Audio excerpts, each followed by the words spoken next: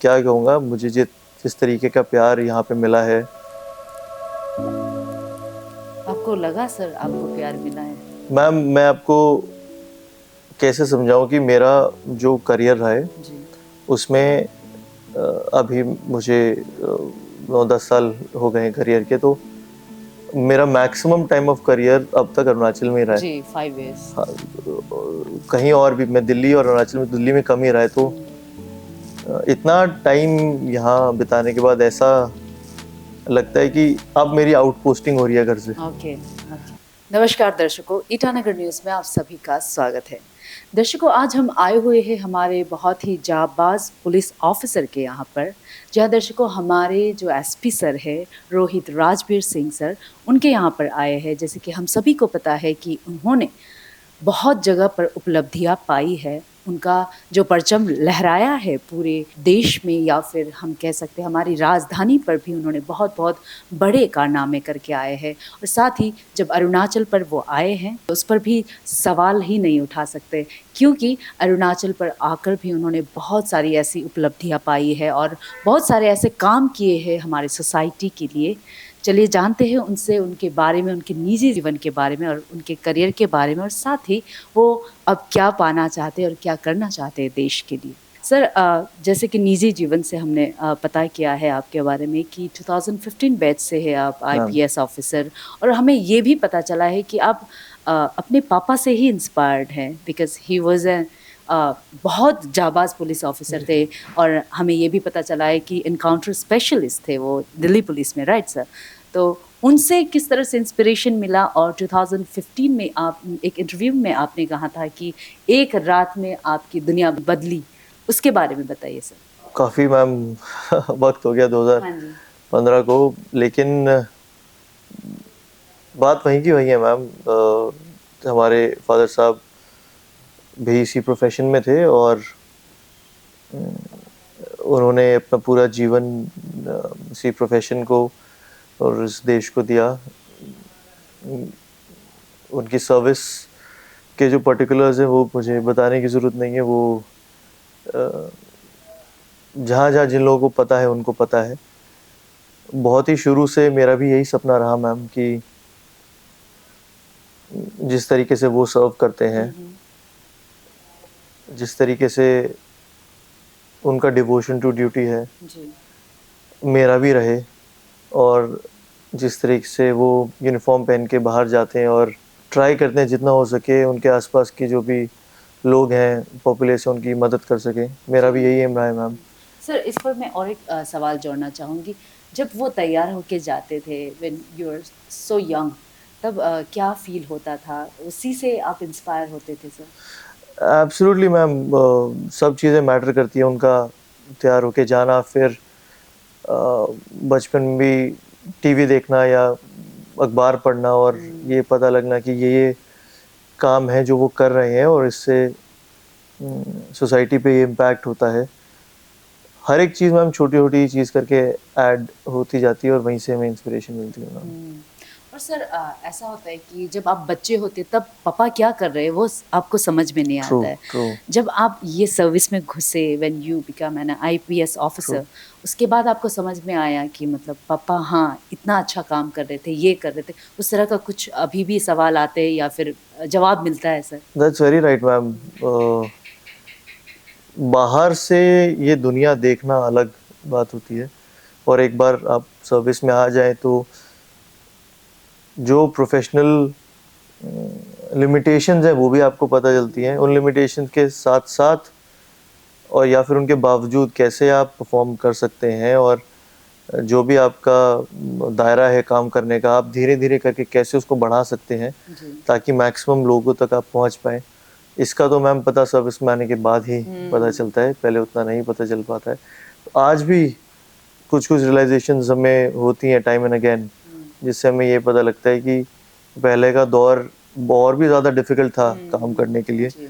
अब हम काफ़ी प्रिविलेज्ड पोज़ीशन पे आए हैं, तो इसको एक प्रिविलेज मान के हमें कैसे यूटिलाइज़ करना है अपनी पोज़ीशन को, ताकि मैक्सिमम लोगों तक जो उनके सिचुएशंस हैं, जो उनके प्रॉब्लम्स हैं, उनको हम सुन सकें, उनको सॉर्ट आउट कर सकें और जो भी मैक्सिमम पब्लिक सर्विस हम दे सकें वो देने की मैम कोशिश करते हैं। जी सर, हमने सुना है कि आप एज एन इंजीनियर पहले इंजीनियर ही थे, जी पहले जी आपने इंजीनियरिंग की, जी उसके बाद आपने आईपीएस का एग्ज़ाम दिया जी और first I think first term में आप शायद आगे नहीं आ पाए, जी उसके बारे में बताइए और इंजीनियरिंग के करियर के बारे में बताइए सर। मैम। क्या इंजीनियर थे सर आप? मैंने प्रोडक्शन इंडस्ट्रियल इंजीनियरिंग किया था दिल्ली कॉलेज ऑफ इंजीनियरिंग से। 2013 में मैं पास आउट हुआ और मेरा शुरू से ही मैम सर्विसेज की तरफ ही झुकाव ओह। था और मैं आना चाहता था।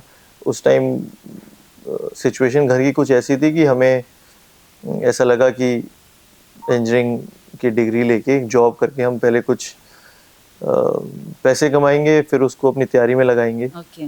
तो उसी सोच के साथ मैंने इंजीनियरिंग की थी। फॉर्चुनेटली इंजीनियरिंग करते करते जब मैं था, हमारे कुछ दोस्त, हमने साथ में पढ़ाई करनी शुरू की, तो फर्स्ट अटेम्प्ट में हमारा नहीं हो पाया 2013 में जो हमने अटेम्प्ट दिया था, लेकिन हम इंटरव्यू तक पहुंचे थे। तो मुझे ऐसा लगा कि हम अगर एक बार और तैयारी करके अच्छे से देंगे तो शायद हो भी जाए। अगर नहीं होता तो फिर हम फिर से नौकरी करते, इंजीनियर तो है ही है। नौकरी करते, पैसा कमाते और फिर दोबारा तैयारी करते। ओके। लेकिन बनना तो था सर। ऐसा मैम हमारा होप था, आइडिया था और वो फॉर्चुनेटली थोड़ा जल्दी रियलाइज हो गया। जी जी उसके लिए बहुत सारी दुआएं हैं जिन्होंने काम किया, तो मैं बहुत थैंकफुल हूँ जी मैम। जी। और सर जब आप दिल्ली पर थे एज ए डीएसपी, तो वहाँ का थोड़ा एक्सपीरियंस बताइए और यहाँ का जो कंपैरिजन है दिल्ली में और यहाँ का, थोड़ा कुछ बता सकते हैं तो सर। मैम मैं ये बता सकता हूँ कि मैंने दिल्ली में करीबन 3 साल सर्व किया। पहले ट्रेनिंग हुई, उसके बाद 3 साल के आसपास वहाँ पे एज एसीपी और एडिशनल ईसीपी मैम सर्व किया। जी पहले दिल्ली के बारे में ये है कि मैम वहाँ सिचुएशंस बहुत रिएक्टिव होती हैं, मोस्टली लॉ एंड ऑर्डर्स भी रहते हैं और जो पैटर्न ऑफ क्राइम है वो भी काफ़ी इंटेंस है और विद इन डिस्ट्रिक्ट बदलता भी रहता है। और तो वहाँ काम करने की प्रायोरिटीज़ दूसरी होती हैं। और अरुणाचल में आने के बाद इंस्टीट्यूशन बिल्डिंग पे मैम काफ़ी फोकस रहता है, जो बहुत इम्पोर्टेंट पार्ट है, तो मैं करना भी चाहिए। और पुलिस सिटीज़न रिलेशनशिप बिल्डिंग पे मैम बहुत ज़्यादा फोकस रहता है और जितना 1-to-1 इंटरेक्शन यहाँ पे मैम हमारा सभी स्टेक होल्डर्स के साथ हो पाता है, चाहे आप हमारे मीडिया फ्रेटर्निटी के स्टेक होल्डर्स हैं, चाहे सिटीजन्स हो गए, चाहे बाकी डिपार्टमेंट्स हो गए, तो उतना वहाँ पे नहीं रहता है। तो ये कुछ डिफरेंसेस हैं मैम दोनों जगह, जो मेरा एक्सपीरियंस है काम करने में। तो सर जैसे कि अभी अरुणाचल पर हैं और आप यहाँ से अभी ट्रांसफ़र होने वाले जी हैं, मैम। तो यहीं का एक्सपीरियंस बताइए कि जैसे कि ह्यूमन ट्रैफिकिंग जैसा बहुत ही नया चीज़ है अभी अरुणाचल जी प्रदेश मैम। में। और ये जब आप आए तो ही पता चला, नॉट ओनली ह्यूमन ट्रैफिकिंग, अभी पॉक्सो केस को लेकर भी बहुत सारे ऐसे केसेस आए, अभी खुलासा हुआ जी है। मैम। तो उसके बारे में बताइए सर, ये खुलासा आप आके हुआ है, ये सब चीज़ के बारे में लोगों को पता चलने लगा है या फिर पहले से होता था जो शायद छुप के बैठा हुआ था अपने समाज से? मैम मैं ये कहना चाहूँगा कि ऐसा तो नहीं हमें लगता है इन्वेस्टिगेशन के दौरान कि ये अभी होना शुरू हुआ है, ओके। क्योंकि हमारे पास जो भी तथ्य सामने आए उससे ये पहले भी होता था। शायद अब जो डिफरेंस हुआ है मैम वो ये हुआ है कि विद टाइम पुलिस भी ज़्यादा प्रोफेशनली मैच्योर होती जा रही है और रिस्पॉन्सिव भी होती जा रही है। और मैं इसमें ज़्यादा श्रेय उन सिटीजन्स को दूंगा जिन्होंने आके ये चीज़ हमें सबसे पहले रिपोर्ट की, क्योंकि जो भी हमारे केसेस हुए उनमें जो सबसे बड़ा केस हुआ है उसकी भी जो इन्फॉर्मेशन थी मैम हमारी एक सिटीजन से आई थी। उन्होंने ही हमें रैंडम कॉल किया और बताया कि हमारे कॉलोनी में ऐसी कुछ एक्टिविटीज़ हो रही हैं जो मुझे, हाँ, जो मुझे लगता है कि चाइल्ड ट्रैफिकिंग रिलेटेड हो सकती है। ऐसा उन्होंने हमें बताया। आपके पर्सनल फ़ोन नंबर? हाँ जी, हाँ जी, हाँ जी। वैसे बताया कि इस तरह से हो सकती हैं। थाने में भी रीच आउट उन्होंने किया, हमें भी बताया साइमल्टेनियसली। तो उसी वजह से मुझे लगता है कि हम तुरंत रिएक्ट भी कर पाए। और एक बार मैम अगर एक्शन हो जाता है और ये भी सिटीजन्स को पता लगता है कि जब एक्शन हो रहा है तो वो ये नहीं देख रहा कि कौन क्या है, उसकी इन्वॉल्वमेंट अगर है तो वो चाहे कोई भी सिटीज़न होगा उसके खिलाफ सेम ही ट्रीटमेंट किया जा रहा है। तो आई थिंक इससे पॉपुलेस का कॉन्फिडेंस भी बढ़ता है और आगे भी जिस भी तरीके के आप ट्रैफिकिंग के हमें केसेस की बात कर रहे हैं उनमें भी फिर धीरे धीरे इंफॉर्मेशन हमें जनरल पॉपुलेस से ही आने लगी। मतलब एक पर्त खुला तो धीरे धीरे खुलते गए। Absolutely ma'am. जी।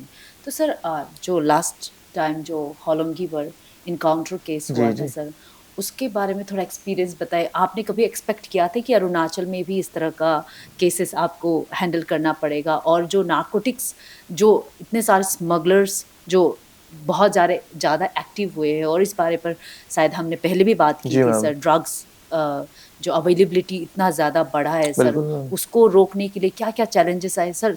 सबसे पहले एनकाउंटर के बारे में बताइए। ऐसा एक्सपेक्ट किया था कि यहाँ पे होगा मैम। मतलब मैं ऐसा नहीं कहूँगा कि बहुत सरप्राइजिंग था मेरे लिए, क्योंकि The ICFA University Meghalaya admission opens for the year 2025. The university offers programs and courses in full-time campus courses offered under the undergraduate programs are. For postgraduate programs, the courses offered are. For further information and details, visit or contact the ICFA University Meghalaya Shillong campus, Powaville, near Shillong Law College, Dhanti, Meghalaya. Fee concession to domicile students of the state of Meghalaya.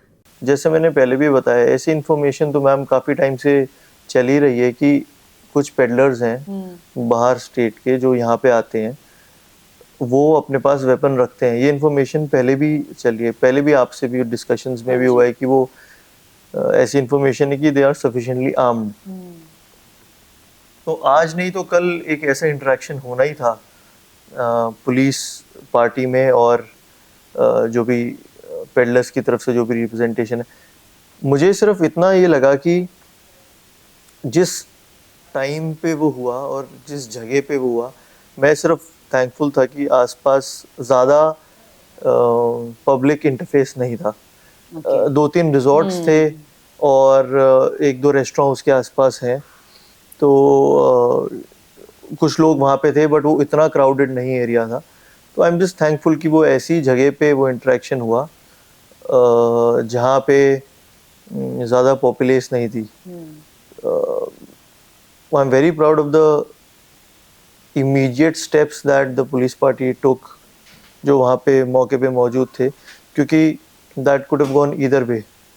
और मैं ये नहीं कहूँगा कि उसका कोई permanent impact है या नहीं, क्योंकि परमानेंट इम्पैक्ट बताने के लिए आपको लंबा टाइम चाहिए एनालाइज करने के लिए। बट जितना भी अभी टाइम हुआ है उसके अंदर जो हमारी इंफॉर्मेशन है, बाकी आपके भी चैनल्स ऑफ इंफॉर्मेशन अलग रहते हैं, हमारी जो इंफॉर्मेशन है और जिस तरीके का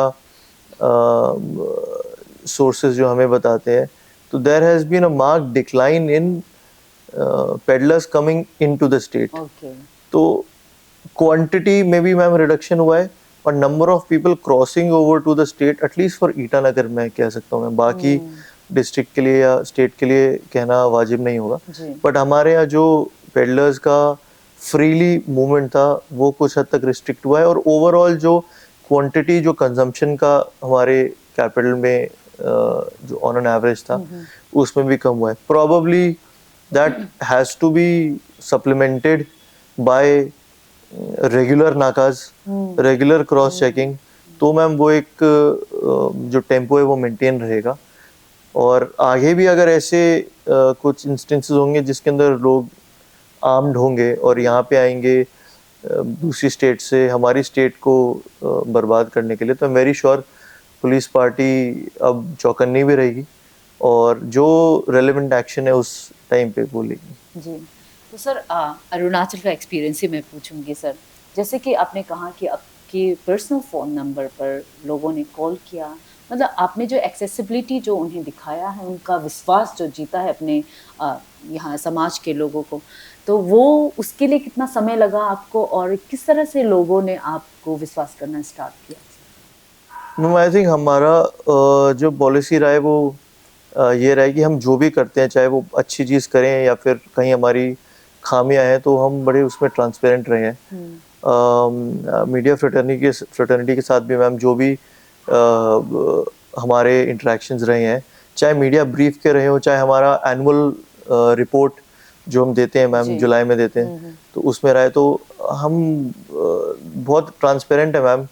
हम इसलिए भी ट्रांसपेरेंट है मैम क्योंकि अल्टीमेटली हम अगर कुछ चीज़ बढ़ा चढ़ा के बताना भी चाहें तो सिटीजन को तो पता ही है कि वो काम हुआ है या नहीं हुआ है। और आजकल के टाइम्स में, दुनिया में ऐसा तो नहीं है कि जो हम आपको बताएंगे, जो हम आपको इन्फॉर्मेशन दे रहे हैं वो अकेला ही चैनल है आपके पास वो इन्फॉर्मेशन लेने का। आप तो इन्फॉर्मेशन बहुत जगह से ले सकते हैं। तो हमारा इंटेंट मैम यही रहा है कि जिन केसेस में हमने अच्छा काम किया वो भी बताएं, साथ के साथ जहाँ जहाँ हमारी कमियां रही हैं, जैसे मैंने पहले भी बताया था कि मैं अभी भी हमारा जो वर्कआउट परसेंटेज है हाउस थेफ्ट को लेके, तो उसको लेके मैं उतना सेटिस्फाइड नहीं हूँ। मैंने लास्ट ब्रीफ में बताया था और हमने रेगुलरली फिर ओवर द लास्ट 6-7 मंथ्स उस पर काम करने की कोशिश की है और हम अराउंड 51% के आसपास हमारा वर्कआउट परसेंटेज था। अभी as on today I think 76-77% के आसपास है। हमने इंक्रीज किया है, बट मैं अभी भी सोचता हूँ कि इसमें हमें और काम करने की जरूरत है और तो we are very open with that. I think that has worked positively for us ma'am, मेरे लिए भी, मेरी पूरी टीम के लिए भी, कि उनका पहली बार ट्रांसपेरेंट होना और दूसरा हमने ये ट्राई कि हमारी जितनी भी सर्विसेज हैं वो सिटीजन तक पहुँचे, उनके घर तक पहुँचे। हमने ई सर्विसेज का जो मॉड्यूल शुरू किया वो भी इसमें एक पहल थी और दूसरा जो हमने एक पुलिस सार्जेंट का कॉन्सेप्ट मैम निकाला जिससे हमारे police officers down the line वो जाके लोगों से उन्हीं की बस्ती में, उन्हीं के गांव में या उन्हीं के कॉलोनीज में या पार्क्स में जाके उनसे इंटरेक्ट करने लगे, उनके इश्यूज सुन के उनके साथ फ्लैग मार्चेस भी करने लगे। आई थिंक मैम उससे ओवरऑल धीरे धीरे करके ये कॉन्फिडेंस हुआ। 1-2 महीने की बात नहीं, इसको करते करते मैम 1-1.5 साल, अब 2 साल होने वाला है। तो आई थिंक छोटा छोटा करके everything builds up, that is worked in our favour ma'am. Sir अभी बहुत फेवरेबल वाला बात हो गया पुलिस डिपार्टमेंट के लिए। एक चीज़ तो सबसे बड़ी कमियां ये है कि सर हमारे हिसाब से कि हमने एनालाइज किया है कि यहाँ पर पुलिस डिपार्टमेंट पर बहुत कम है ओवरऑल पुलिस जो मैं ये नहीं बोलूँगी कि पुलिस IRBN सबको मिलाकर हमने देखा है कि जब भी एक समय हम गए थे IRBN वहाँ पर और कुछ चीज़ों पर जब हम पुलिस स्टेशन भी आते तब अवेलेबिलिटी ऑफ मैन वो सब बहुत कमियां देखे। सर उस चीज़ को लेकर कभी आपने मुद्दा उठाया या फिर आपने मिनिस्ट्री को बात किया जो इस चीज़ को क्योंकि रिक्रूटमेंट बहुत कम हुआ है और बहुत ही ज़्यादा अभी कमियां हैं, मतलब पुलिस मैन की तो पुलिस पर्सनल की, तो उसके बारे में बताइए सर। मैम ये एक पेरेनल इशू रहता है पुलिसिंग के साथ कि मैन पावर इश्यूज ऑलमोस्ट हर जगह ही हैं। ये हमारे इंटरनली में मैम बहुत बात हुई है और पहले कुछ रिक्रूटमेंट होना था वो किसी कारणवश नहीं भी हो पाया, लेकिन अब मैम मुझे ऑलमोस्ट 5 साल यहाँ पे कंप्लीट होने वाले, पौने 5 साल हो गए। तो मैंने देखा कि लास्ट 3 साल में हमारे यहाँ पे मैसिव रिक्रूटमेंट ड्राइव्स हुई हैं मैम। एक बार शायद कॉन्स्टेबलरी में more than 1000 people, next year भी आई थिंक अराउंड 700-800 कुछ, और इस साल भी मैम हमारे यहाँ अभी नया बैच एक शुरू हुआ है 600-700 लोगों का मैम, वो भी बैच है। ट्रेनिंग में मैम इनको 1 साल लगता है पूरा और फिर वो डिस्ट्रिक्ट्स में आते हैं, वहाँ भी उनको रिफ्रेशर कराते हैं। तो एक पुलिस पर्सनल को मैम एसेट बनते बनते 3-4 साल लग जाता है जो भी फ्रेश रिक्रूट होके आता है। तो ये बात सही है मैम कि हम जिस लेवल का प्रेजेंस अभी पुलिस स्टेशन में चाहते हैं शायद ऐसा नहीं है, लेकिन जिस तरीके का रिक्रूटमेंट अभी हो रहा है मैम पिछले 3 साल में और इस साल भी है, अगले साल का भी रिक्रूटमेंट शेड्यूल रेडी है मैम। तो आई एम वेरी श्योर कि ये सब लोग धीरे धीरे एडजस्ट होंगे। तो with in the next 1 or 2 years जिस तरीके का प्रेजेंस थाने में चाहिए हम उस लेवल पे मैम रीच कर जाएंगे। नए थाने भी खुलने हैं मैम, डिस्ट्रिक्ट्स भी नए बन रहे हैं, थाने भी नए खुल रहे हैं, तो ये तो पुश एंड पुल चलता ही रहेगा। लेकिन विद इन नेक्स्ट ईयर और टू मैम मुझे लगता है कि जिस तरीके का प्रेजेंस थाने में होना चाहिए वो हो जाएगा वो मैम। मिल जाएगा। Similarly not only for our constabulary, for radio technicians also, for drivers also, ये पैरेलल रिक्रूटमेंट ड्राइव्स चल रही हैं मैम। जी जी। तो आई एम वेरी श्योर कि नेक्स्ट 1-2 साल में हमें काफ़ी फ़ायदा मिलने वाला है। तो सर वही फिर से वही सवाल होगा अरुणाचल को ही लेकर कि यहाँ आपने क्या एक्सपेक्ट किया था, या फिर आपने कुछ गलत सुना था जब आप दिल्ली में थे, अपनी जगह पर थे, कि अरुणाचल के वासी ऐसा होते? क्या चीज़ वहाँ से जो सुने हैं वो चीज़ यहाँ पर रूमर्स आपको लगा है? ऐसा तो नहीं है, ऐसा तो नहीं है। इस तरह का कुछ जो चीज़ शायद गलत भी सुना हो सकता है, आपने अच्छा भी सुना हो सकता है, जो चीज़ आके आपको वो चीज़ रॉन्ग फील हुआ, ये तो गलत है, यहाँ पे ऐसा नहीं होता है। Right. ऐसा कुछ experience sir? Not from the society perspective but geographical perspective ma'am ज़रूर है। मैंने जो मुझे इतना नहीं पता था कि इतनी ज़्यादा जोग्राफिकल लैंडफॉर्म्स की वैरायटी है अरुणाचल प्रदेश में। जी। क्योंकि मैं दिल्ली में ही पला बढ़ा हूँ और जितना भी मेरी पढ़ाई भी वही हुई, और मैंने कुछ ज़्यादा खास ट्रैवल नहीं किया था इससे पहले। ओके, नॉर्थ ईस्ट पर? नॉर्थ ईस्ट में मैम, ओवरऑल इंडिया में भी मैम मैंने ज़्यादा ट्रैवल नहीं किया था। तो मैंने जो सुना था वो ये सुना था कि अरुणाचल प्रदेश मोस्टली हिली टेरेन है वहाँ पे, और काफ़ी रेनफॉल रहता है वहाँ पे, और ये बेसिक चीज़ें मुझे पता थी। बट यहाँ आके जितना मैंने ट्रैवल किया पूरी स्टेट में मैम, और ऑलमोस्ट 60-70% स्टेट मैम मैंने देखा, तो जिस तरीके के जोग्राफिकल डिफरेंसेस हैं थ्रू आउट, ये तो मैंने कभी एक्सपेक्ट नहीं किया था मैम कि एक ही टाइम पे पूरी स्टेट में कहीं पर ही अभी बहुत गर्मी हो रखी है, ईटानगर में आप देखेंगे या पासीघाट में देखेंगे बहुत ज़्यादा गर्मी है। कहीं पर ही अभी हम एक बीसी पे थे तो तवांग एसपी विंटर यूनिफॉर्म में थे। तो जिस तरीके के जोग्राफिकल डिफरेंसेस हैं वो नहीं मैम मैंने एक्सपेक्ट किए थे। बाहर के लोग ऐसा सोचते हैं कि तवांग तो वो तो अरुणाचल है, तो उनको ये नहीं पता कि ईटानगर में आगे लोए गिर रहे हैं, वहाँ पे बर्फ गिर रहे हैं। Correct ma'am, correct. दूसरा मुझे ये भी नहीं पता था मैम कि अरुणाचल इतना वेल कनेक्टेड है रोड नेटवर्क से। मुझे ये नहीं पता था, या एक्सपेक्टेशन नहीं था? मैंने सुना ही नहीं था Okay. कुछ भी पॉजिटिव या नेगेटिव। तो लेकिन मेरे दिमाग में था कि बहुत बड़ा स्टेट है, तो जोग्राफिकली देखो मैप में, तो मुझे एक्सपेक्टेड नहीं था कि इतना वेल कनेक्टेड होगा रोड से। अभी तो मैम आप कहीं भी जाए, मैं अभी एक विजिट पे बसर गया था, तो आप चाहे लिकावली की साइड से जाएं या फिर आप दापोरिजो की साइड से जाएं, तो आप दोनों रूट्स इतने ज़्यादा वेल कनेक्टेड है और अच्छे बने हुए हैं, ये मेरा एक्सपेक्टेशन नहीं था मैम। तो ये एक बहुत ही पॉजिटिव रियलाइजेशन मुझे यहाँ के हुआ, जिसके लिए मैं बहुत ही ज़्यादा मतलब खुश भी हूँ और सरप्राइज भी हूँ मैं। सर सबसे आई थिंक ये थोड़ा क्रिटिकल क्वेश्चन है, लेकिन सबसे बेस्ट प्लेस कौन सा लगा आपको अरुणाचल का? मैम मैंने, क्योंकि better part of my time here मैंने ईटानगर में ही निकाला है मैम, तो मैं उस तरह से तो नहीं बताऊंगी कहाँ जाके रहना बेटर है, लेकिन क्लाइमेट वाइज मैम मैं बता पाऊंगा कि जब थोड़ा ठंड कम हो तो तवांग भी बहुत अच्छा है, और ओवरऑल देखा जाए तो मैम जीरो बहुत अच्छा है, वहाँ वेदर हमेशा अच्छा ही रहता है। मैं अभी मेचुका भी गया था मैम, वो भी बहुत ही ज़्यादा शानदार है। तो बट क्योंकि मेरा मोस्टली टेन्योर मैम ईटानगर में ही रहा है, तो मुझे तो यहाँ के क्लाइमेट से भी ज़्यादा इतनी गर्मी मैम अभी लगती है यहाँ पे, बट क्योंकि मैं जैसे दिल्ली में पढ़ा हूँ तो गर्मी से मुझे ज़्यादा फर्क नहीं पड़ता है, ठंड से ज़्यादा फर्क पड़ता है। वही तो सर, अभी ज़्यादा क्वेश्चन तो नहीं है मेरे पास भी। आप एज एन आईपीएस ऑफिसर यहाँ पर भी बहुत ही ऐसे एस्पायरेंट्स हैं जो करना चाहते हैं, यूपीएससी एग्ज़ाम देना चाहते हैं, आप जैसे ऑफिसर्स बनना चाहते हैं, उनके लिए कुछ सजेशन दीजिए और आपका लास्ट मैसेज दीजिए अपने हमारे यहाँ के लोगों को कि अगर आप आए तो उनको, क्योंकि बहुत सारे लोग ऐसे भी है कि आपको फिर से एक्सपेक्टेशन रखे हुए हैं कि आपका जैसा ऑफिसर होना चाहिए फिर से, तो उनके लिए कुछ मैसेज छोड़ के जाइए सर। एस्पिरेंट्स के लिए तो मैम मैं क्या कहूँ, मैं एक ही चीज़ कहता हूँ जनरली भी कि अगर आपको कोई चीज़ चाहिए, जैसे अगर आपको सर्विसेज में आना है तो आप कोशिश कीजिए, जितना हो सके आपको लगे कोशिश कीजिए, लेकिन पूरा अपना लाइफ मत उसमें वेस्ट कीजिए। जैसे अगर आप कुछ अटेम्प्ट्स दें, 2 अटेम्प्ट दें, 3 अटेम्प्ट दें, फिर हो जाता है अच्छी बात है।